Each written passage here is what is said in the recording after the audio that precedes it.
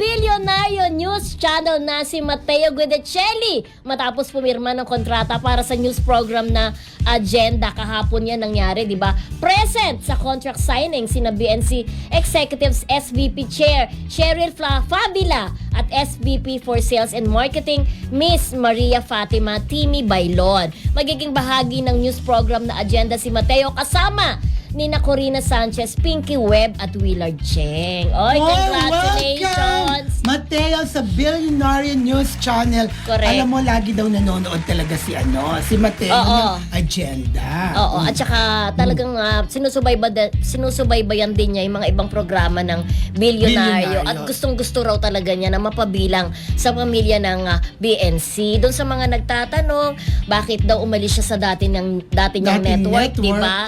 Ay, tapos na po ang kanyang kontrata, kaya wala pong problema na doon. At tumatanaw siya ng malaking utang na loob sa pinanggalingan niya dahil natuto siya, kumbaga nahasa ang kanyang hosting skills. Dun sa isang pang-umagang programa sa kabilang himpilan.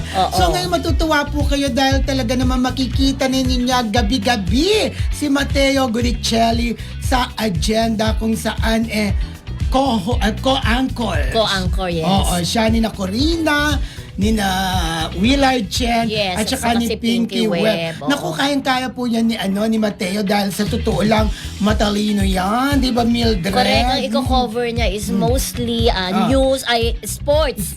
Tsaka lifestyle. Di ba? For sure, sabi nga, for the meantime, ito lang muna yung kanyang programa sa Bilyonaryo. Pero, aabangan nyo pa na magkakaroon pa siya ng ibang programa bukod sa Agenda. Sigurado, magkakaroon ng solo program yang si Mateo sa BNC. Kaya tutok lang palagi, di ba? Correct.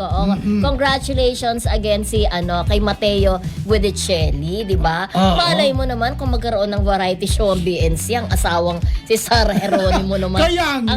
Di ba? Malay natin, di ba? O kaya magkaroon ng isang celebrity talk show, di ba? Congratulations sa BNC na lumalaki. Diba? Lumalaki na ang pamilya. At sabi nga, ulitin ko sabi nga ni Mateo, natutuwa siya kina Corina at Pinky Webb na ngayon ay makakasama niya gabi-gabi.